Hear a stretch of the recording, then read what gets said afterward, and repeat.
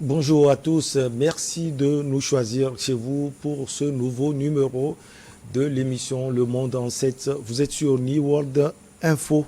Nos invités sont en place. Nous allons parler de la Grande-Bretagne. La reine Elisabeth II s'éteint en pleine crise économique. Guinée-Conakry, un an après le coup d'État, la situation politique reste confuse. Et puis Togo, le groupe de soutien à la transition malienne à pied d'œuvre. Alors, nos invités sont là. Spero Maoulé, juriste. Il est le président du groupe d'action pour la gouvernance et la démocratie. Bonjour, cher, vous allez bien? Bonjour Michel, bonjour aux téléspectateurs de New World Info. Content de vous revoir. C'est partagé. Allez, on attend Madame Dado Nora Noviekou, coordinatrice nationale de WANEP Togo. On est également avec Nadège Afi Ahlija. Elle est consultante en politique. Bonjour Nadège, ça va? Ça va, merci. Bonjour Michel, merci pour l'invitation. Merci, c'est un plaisir de vous avoir sur ce plateau. Les Britanniques pleurent la perte d'Elisabeth II alors qu'ils sont déjà entrés dans un tournant de leur histoire. Brexit, crise économique et politique, unité du Royaume qui bat de l'aile. La reine Elisabeth II est partie au moment où les Britanniques ont le plus besoin de se serrer les coudes, laissant Charles III devenir roi, et à la nouvelle première ministre Liz Truss d'immenses défis à relever. On va suivre ces éléments réalisés. On revient pour la suite. Pour une majorité de Britanniques, c'est le seul monarque qu'ils aient jamais connu. Et pour le reste du monde, un visage immédiatement reconnaissable. Chef d'État de 15 royaumes, Elisabeth II a eu le plus long règne de l'histoire du Royaume-Uni. Son décès marque la fin d'une ère qui aura aussi vu l'influence britannique décroître dans le monde. Son règne et son influence ne seront sans doute jamais égalés par aucun monarque, et n'ont peut-être jamais égalé ceux de personne dans le passé. Elle est celle qui a servi le plus longtemps, qui a régné le plus longtemps, le monarque le plus âgé de l'histoire. C'est quelqu'un qui laissera, à mon avis, un héritage pour de très nombreuses années. Née le 21 avril 1926, Elisabeth n'était pas destinée à devenir reine. Mais l'abdication de son oncle, en 1936, propulse son père, George VI, sur le trône. À la mort de George VI en 1952, elle hérite de la couronne à seulement 25 ans. Son couronnement l'année suivante est le premier événement retransmis en direct à la télévision dans plusieurs pays. Elle a clairement dit dès le début qu'elle irait jusqu'au bout, quoi qu'il arrive, qu'elle n'abdiquerait sous aucun prétexte et que toute sa vie serait dévouée à son devoir. Je pense qu'elle a hérité ce sens du devoir de son père, qui a sauvé la monarchie après l'abdication d'Édouard VIII. Bien que toujours politiquement impartiale, Elisabeth II a été l'oreille de tous les premiers ministres britanniques depuis Winston Churchill. Le contenu de leurs audiences hebdomadaires au palais de Buckingham est l'un des secrets les mieux gardés. En cette décennie, la souveraine a aussi rencontré de nombreux chefs d'État étrangers. De Charles de Gaulle à Donald Trump en passant par Nelson Mandela, elle incarne la stabilité dans un siècle marqué par de profonds bouleversements. Chaque décennie où elle a été sur le trône a été marquée par des changements massifs.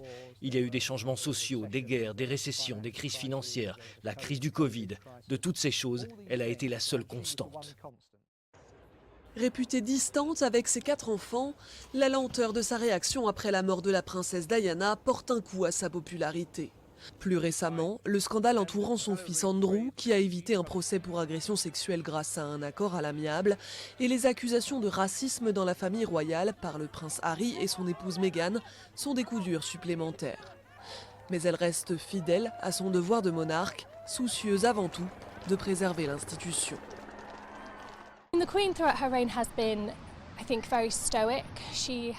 La reine, tout au long de son règne, a été très stoïque. Elle a toujours tenu parce qu'elle comprenait que sa position n'était pas de faire des mouvements brusques, mais d'être une présence plus constante et d'écouter. Et je pense que c'est quelque chose qu'elle faisait très bien dès le début de son règne. Elle écoutait et elle apprenait. Après la mort de son époux Philippe en 2021, elle continue d'assurer certains engagements royaux, mais passe progressivement la main à son fils Charles. En 2022, elle fête 70 ans de règne, devenant le premier monarque britannique à atteindre le jubilé de platine. Des célébrations au parfum de changement d'époque dont elle est largement absente. Elle lègue à Charles un royaume très différent de celui dont elle avait pris la tête, à un moment où son unité est fragilisée par les conséquences du Brexit. Mais avec une succession assurée pour 3 générations, Elisabeth a rempli le principal de ses devoirs, garantir la continuité de la monarchie britannique.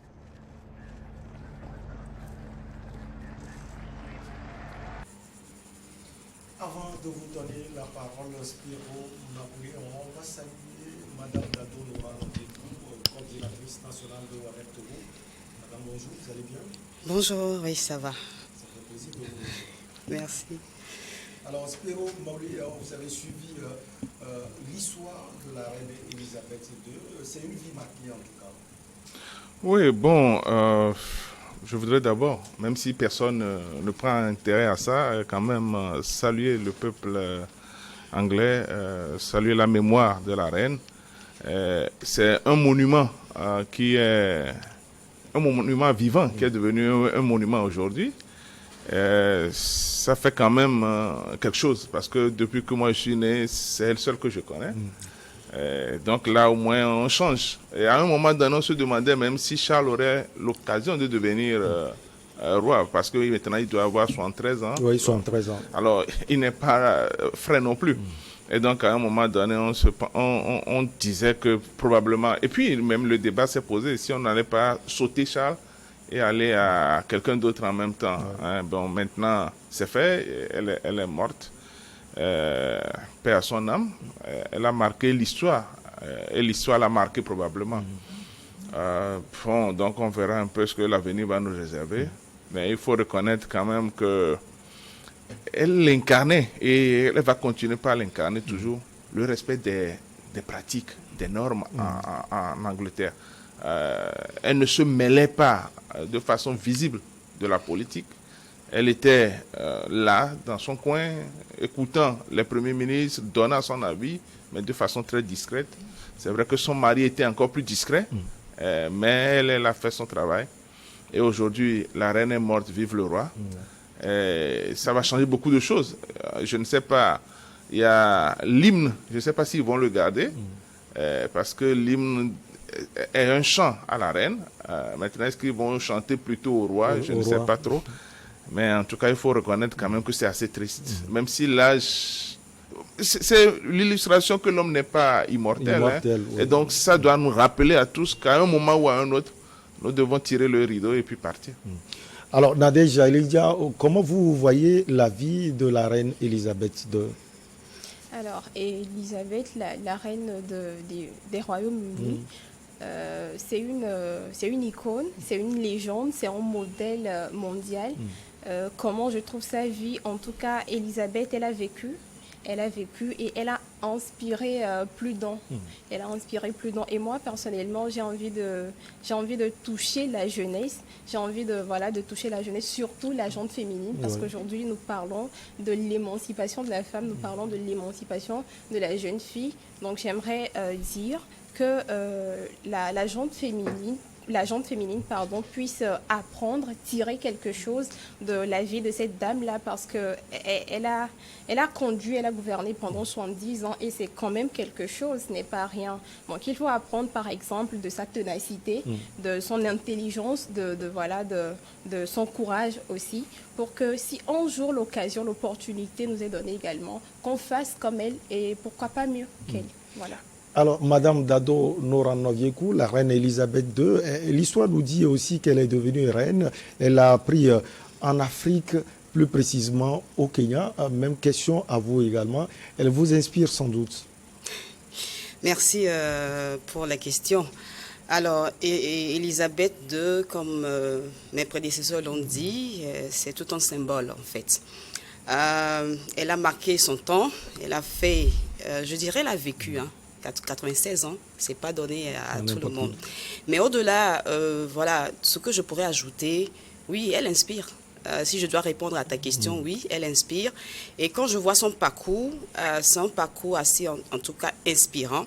C'est un parcours qui relève aussi tout le challenge que les femmes ont dans le management ou dans la gouvernance. Parce que durant son règne, ça n'a pas été facile. Il y a eu des critiques, il y a eu des challenges, il y a eu des défis même au niveau interne, c'est-à-dire au niveau famille.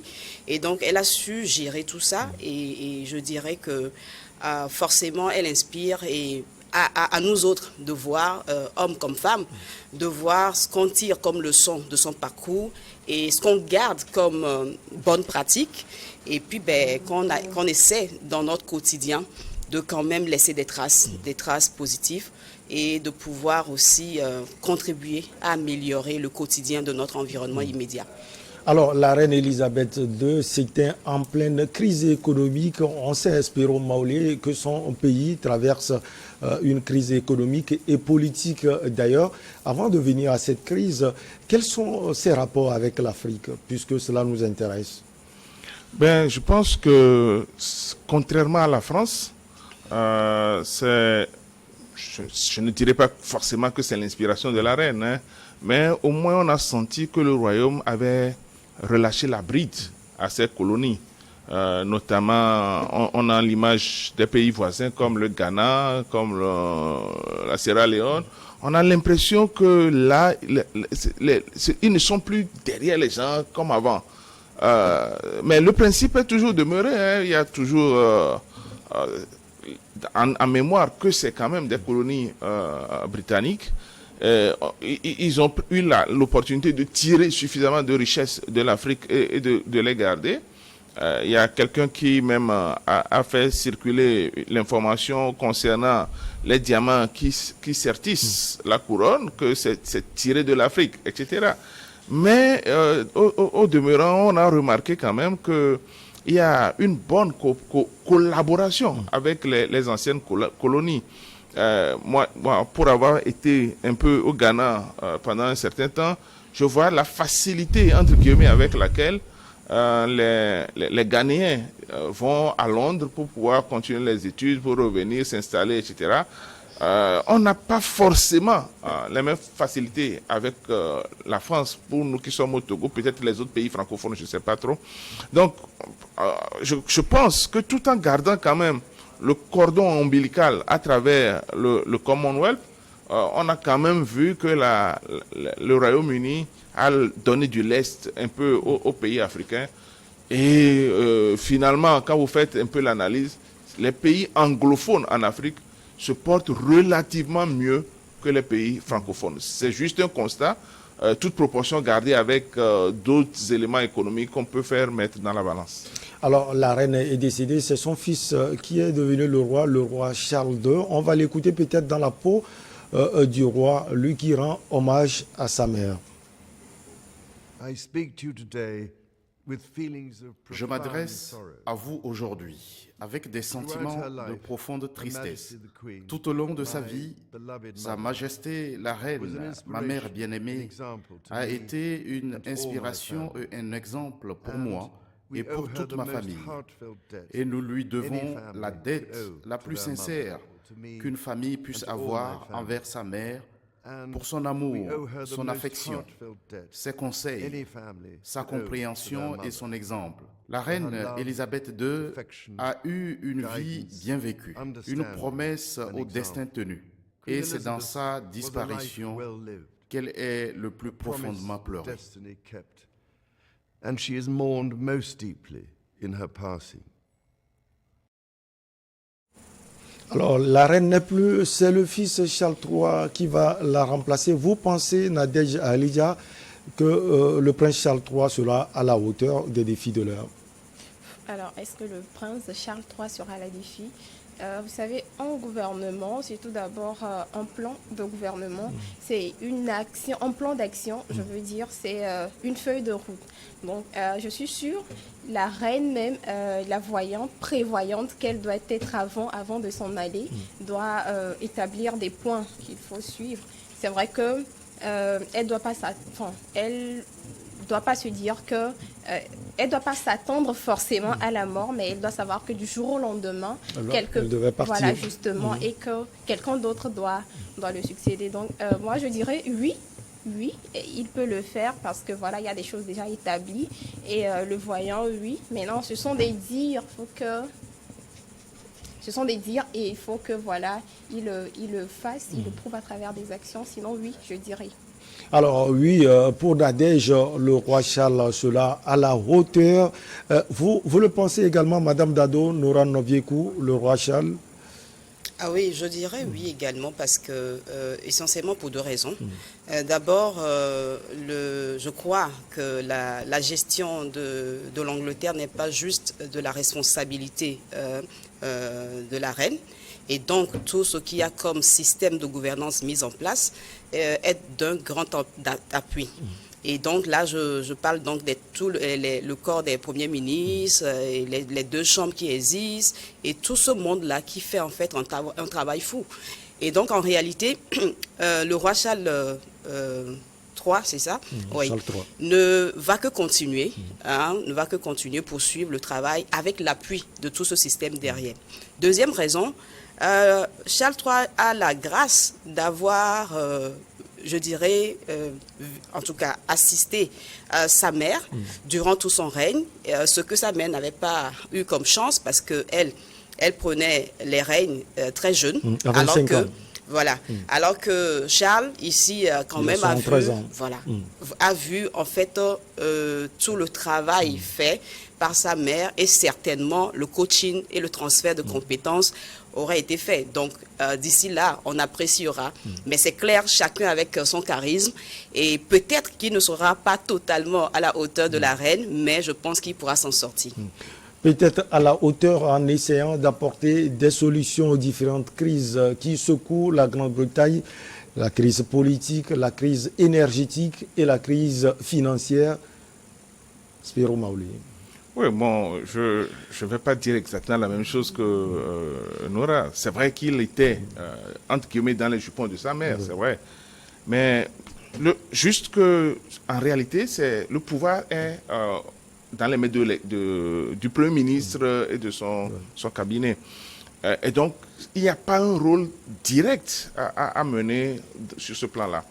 Mais là où Charles va être beaucoup plus sollicité que sa mère, et là, je ne suis pas sûr qu'il a une expérience à tirer de sa mère, c'est que malheureusement, on est en train de tendre vers une période où l'Irlande veut faire sa réunification, où l'Écosse veut sortir du giron de l'Angleterre, et donc le pays de Galles, qui n'est plus véritablement non plus dans l'idée de rester, je pense que c'est sur ce chantier-là que Charles va avoir beaucoup plus de problèmes, parce qu'avec la reine, c'est vrai qu'il y a eu des velléités, mais c'était une dame, elle incarnait quand même une certaine stabilité que les gens ont rapidement respectée. Mais avec les crises économiques et énergétiques actuellement, je pense que ça va être un mélange assez compliqué que Charles III risque d'avoir à gérer. Puisque pour la stabilité du royaume, la Première ministre n'aura pas véritablement de travail. Ça reviendra au roi. Et c'est là où j'espère qu'avec ses 73 ans, qu'il a suffisamment de sagesse pour pouvoir gérer ça convenablement. Mais par contre, sur le plan des crises économiques et des crises énergétiques, tout ce qui est lié à la fois aux facteurs Covid, facteurs Brexit et facteurs guerre de l'Ukraine, je pense que la dame qui a pris la primature, c'est que ça ne va pas être facile. Mais bon, heureusement que, vous savez, les pays européens, c'est pas les gens qui compte, c'est l'institution. C'est vrai qu'il y a quelqu'un qui donne l'impulsion, mais c'est toute une équipe qui travaille. Et la bonne nouvelle, c'est que nous avons un compatriote africain qui a la charge des finances, qui va perdre son sommeil pendant longtemps. Mais je pense que le génie anglais trouvera quand même une certaine solution pour que le problème soit résorbé dans la proportion où c'est possible que ça puisse se faire. Mais il faut quand même se dire que ça ne va pas être du tout facile. Ça ne va pas être du tout facile, mais bon, c'est un pays, enfin un royaume qui a des pratiques, qui a des ressources, qui peut trouver de bonnes solutions à cette crise-là. Et ce génie sera porté par le roi Charles III et la première ministre Liz Truss. Même question à vous, Nadège Ahmadiyya, sur ce plan, le plan des problèmes financiers, économiques et énergétiques. Vous pensez que le roi Charles peut peser et comment? Alors déjà, si le règne lui a été transféré, c'est que déjà il a une certaine expérience pour le faire. Donc tout de suite, je dirais... Comme Dado l'a dit, il a suivi sa mère. Justement. Donc oui. il était dans le gouvernement, on va dire, pendant des années. Donc certainement qu'il aura des expériences avec lesquelles il va pouvoir s'en sortir. Donc voilà. La cohabitation, madame, selon vous, comment cela va se faire pour pouvoir apporter des solutions à ces différentes crises? Non, je pense qu'il s'agit ici d'une continuité parce que grand-chose ne va pas changer en tant que tel. Les mécanismes sont déjà là, le système est mis en place et donc il va falloir tout simplement suivre. Maintenant, là où peut-être le grand défi va peut-être se poser, c'est dans le charisme en fait de Charles III, parce que j'avoue que personnellement, j'ai pas beaucoup entendu parler de lui, c'est-à-dire en termes de visibilité, naturellement parce que la reine était vraiment mise en avant naturellement, mais est-ce qu'il peut vraiment sur des défis, bien sûr les enjeux de l'heure, est-ce qu'il a toutes les ressources nécessaires personnellement en tant que leader? Ça, je ne sais pas, mais je me dis, en voyant son entourage, en voyant tout le mécanisme qui est là, certainement qu'il sera appuyé pour pouvoir, je dirais, trouver les bonnes résolutions. Maintenant, et le reste aussi, c'est dans l'interaction qu'il aura avec tous ces acteurs-là, Premier ministre et le gouvernement, l'interaction qu'il aura avec ces derniers. Et puis, il faut quand même dire qu'il vient quand même âgé déjà. Ouais. Il y aura aussi certainement des défis. C'est pas des... Mais j'imagine que déjà à 73 ans, on n'a pas forcément la même vigueur que à 25 ans, à l'âge de sa mère, quand elle prenait les règnes. Donc, il y a tout ça mélangé avec tout ce que Spero a listé comme challenge de l'heure. C'est dire qu'on n'est pas dans le même contexte aussi au niveau géopolitique et au niveau défis sociaux, politiques et économiques. Mais je reste convaincu que l'Angleterre aura les ressources, comme il a dit, je vais bien reprendre ce mot, le génie anglais. Aura la sagesse de pouvoir trouver les solutions idoines. Spero Maouli, inflation, chute de la livre et défiance des investisseurs. Il faut dire que les conséquences sont désastreuses pour la Grande-Bretagne. Une rencontre d'ailleurs est prévue entre la première ministre Liz Truss et le roi Charles III. Les deux vont prendre l'angle. Vous voyez l'angle ou bien les angles sur lesquels les deux vont pouvoir parler pour toujours apporter les solutions. Les solutions ne viendront pas d'une rencontre avec Charles. Ça, pour moi, c'est évident.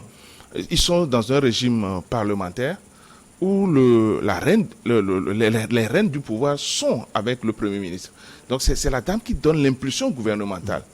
Par contre, le roi, aujourd'hui on parle du roi, incarne simplement la continuité, essaie de jouer la stabilité, essaie de mettre devant les intérêts du pouvoir, du royaume.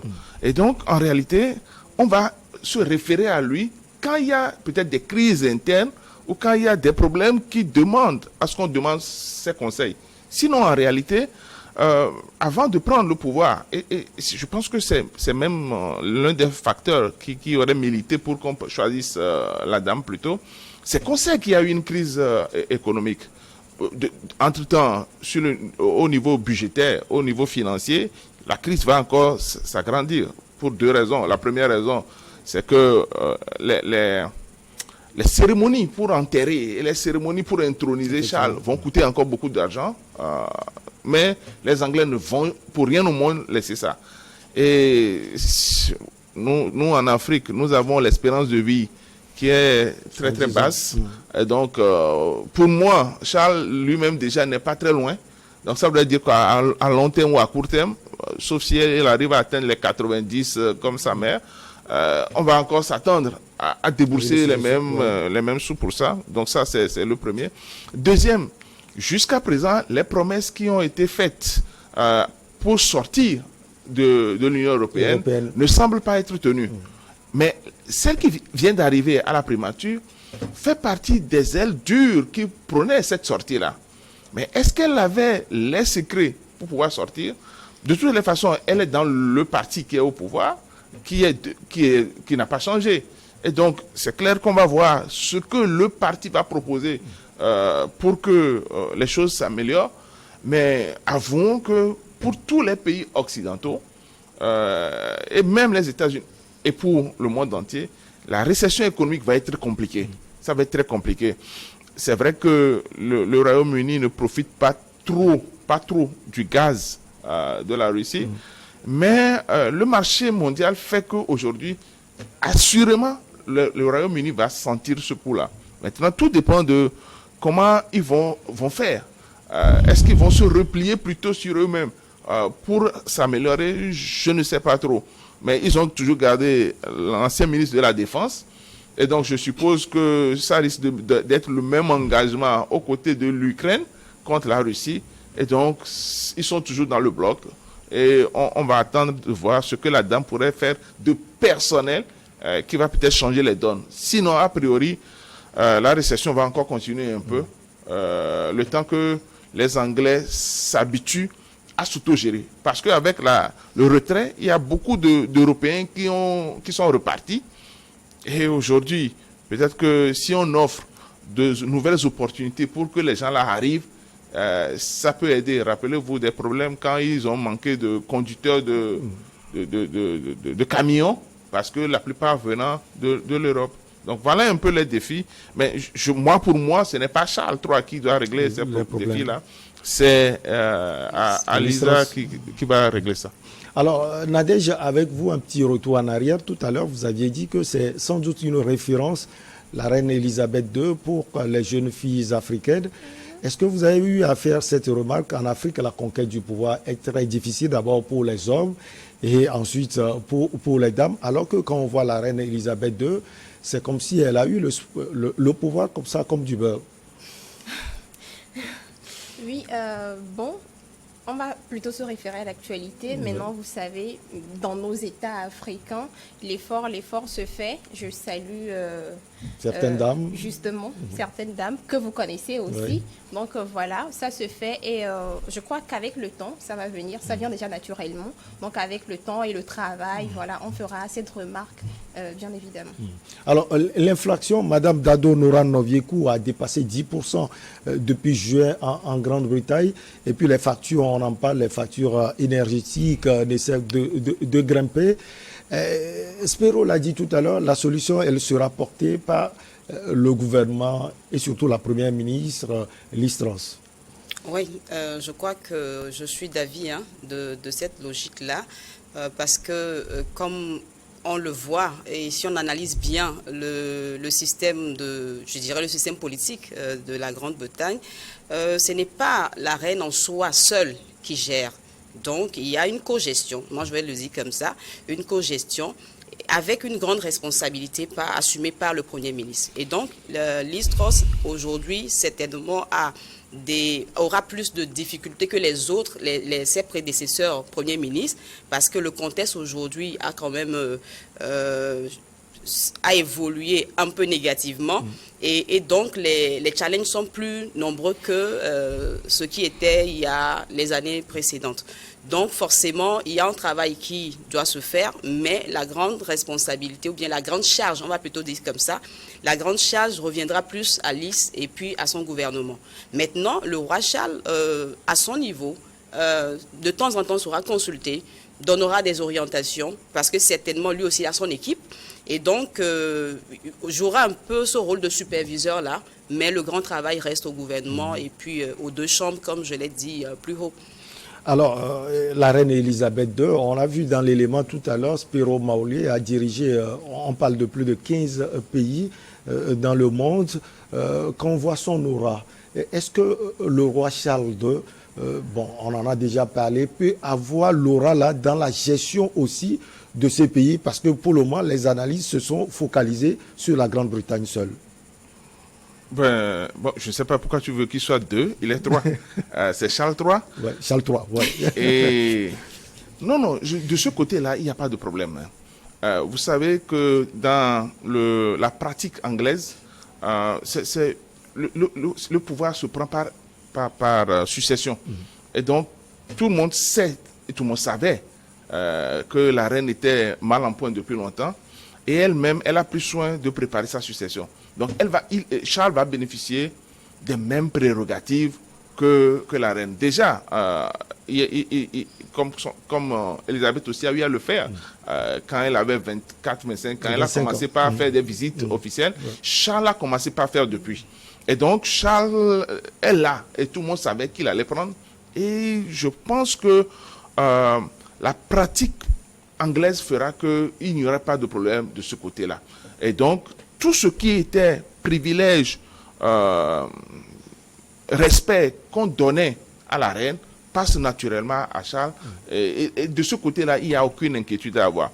La seule inquiétude viendrait du fait que nous évoluons dans un monde où les pays aspirent à beaucoup plus d'autonomie.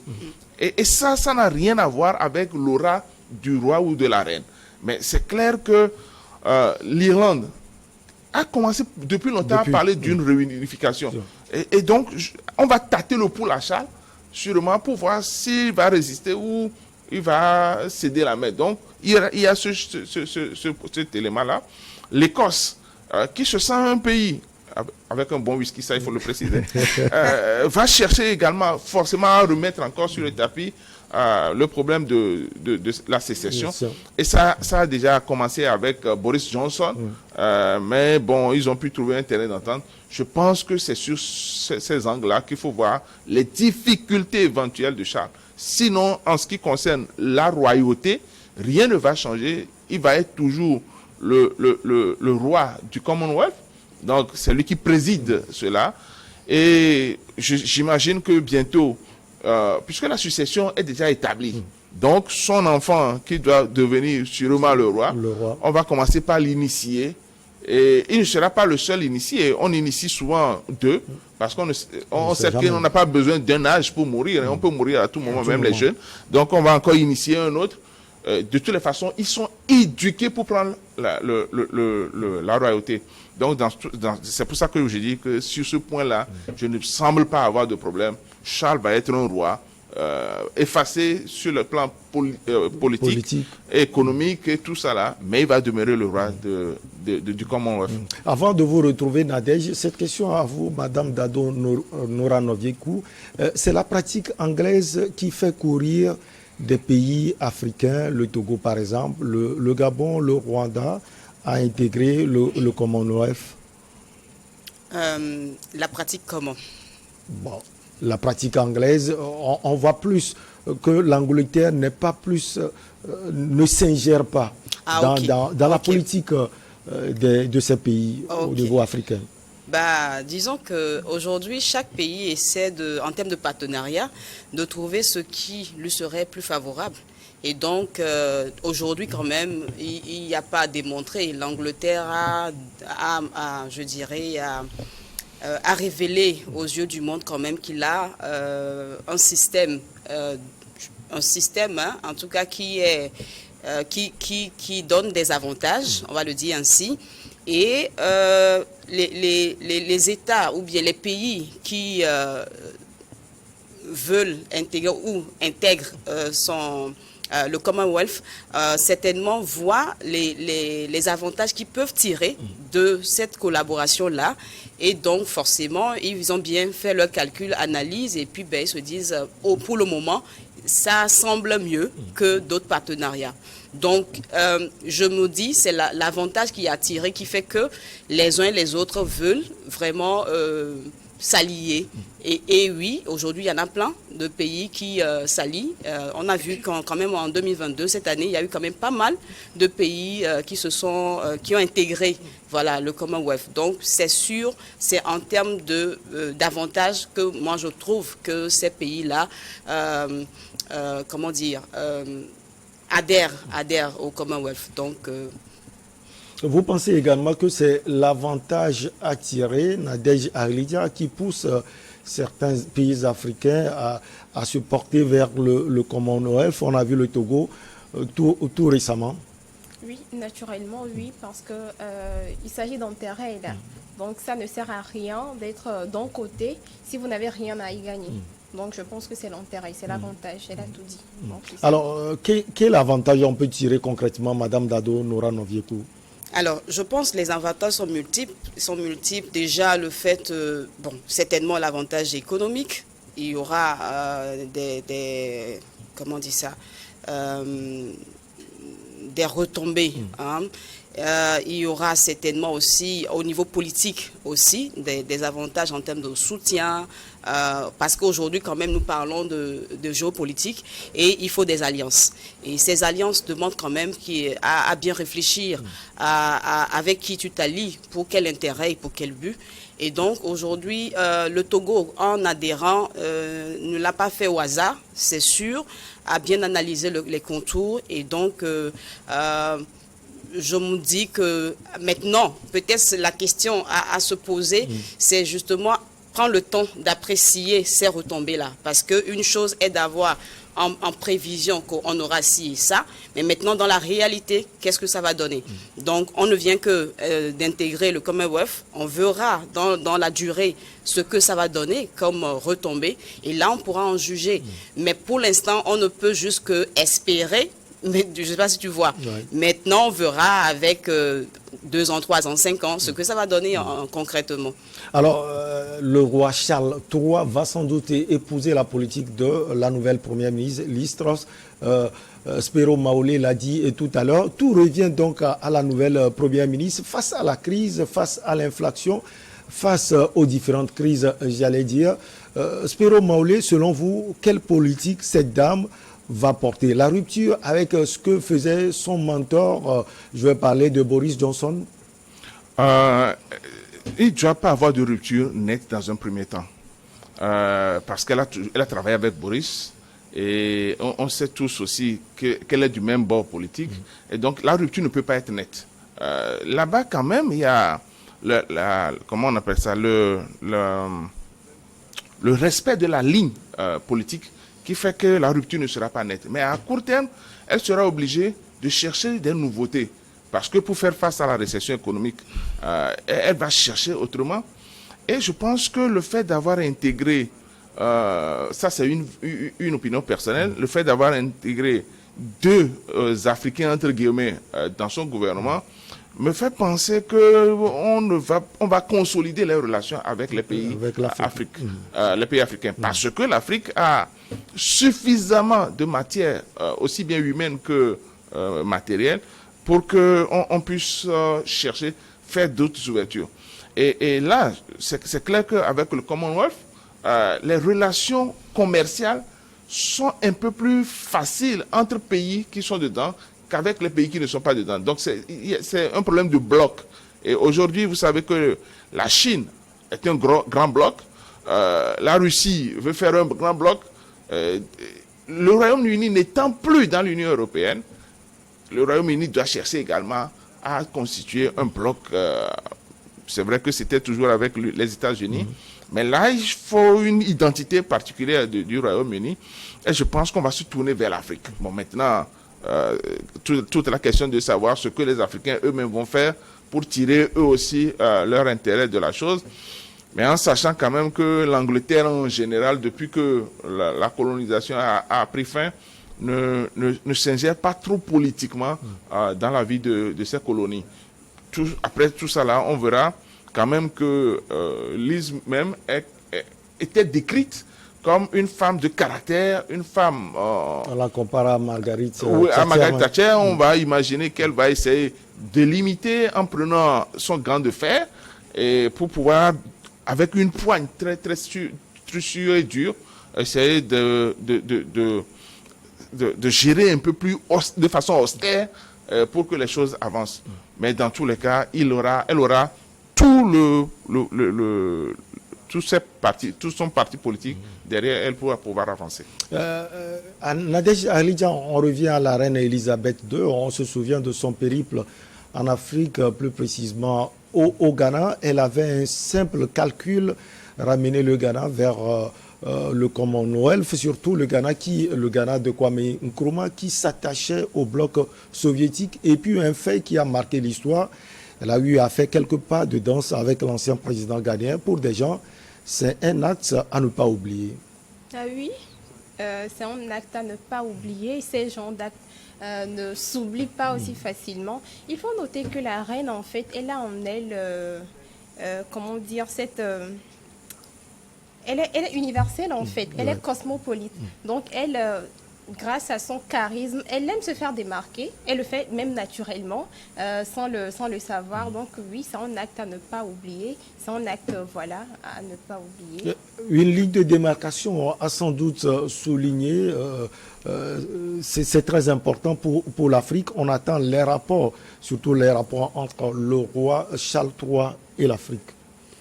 Bon, naturellement, d'ici là, le roi Charles III fera, je dirais, je crois, fera, je dirais, ses pas. On va le dire ainsi en tant que roi, parce que là, dans la posture du roi, il y a des attitudes et des habitudes qui sont systématiques, on le dira ainsi. Et donc, il y aura certainement des choses qu'il aura à faire et forcément, l'Afrique ne sera pas du reste. Maintenant, quels seraient, je dirais, les pays qui seront privilégiés, parce que quand même, on le sait, quand les gouvernants prennent fonction, voilà, il y a des visites qui sont faites, des visites officielles, mais ces visites sont vraiment bien calculées. C'est pas au hasard. Et donc, on verra bien d'ici là ce qu'il en sera.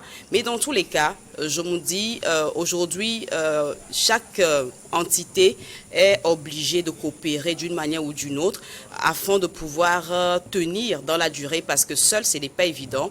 Même si l'Angleterre aujourd'hui a des ressources, a des avantages, il n'en demeure pas moins qu'elle aura besoin des autres pays, dont les pays africains également, pour pouvoir résister au temps et avancer. Donc l'Afrique ne sera pas du reste. Maintenant, quels seront les pays prioritaires, les pays en termes d'enjeux, naturellement, on va les découvrir d'ici là.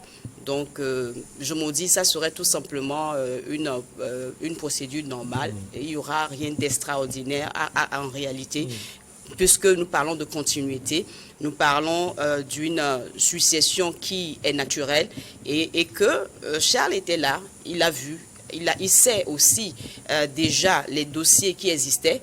Et tout simplement ne va que continuer le travail de sa mère en réalité.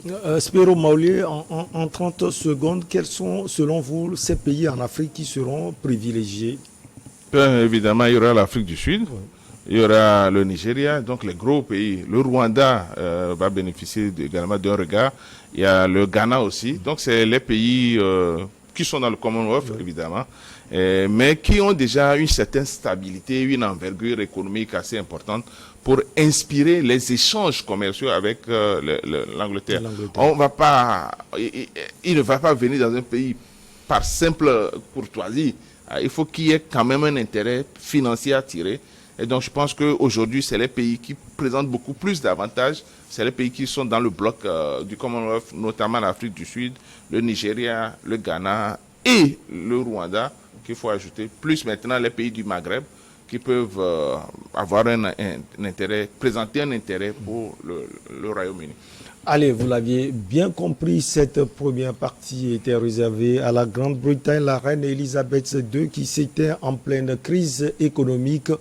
On va se reposer un peu, juste le temps du journal. On revient avec nos chers invités, Spero Maulé, Madame Dado Nora Noviekou et Nadège Afi Aleja.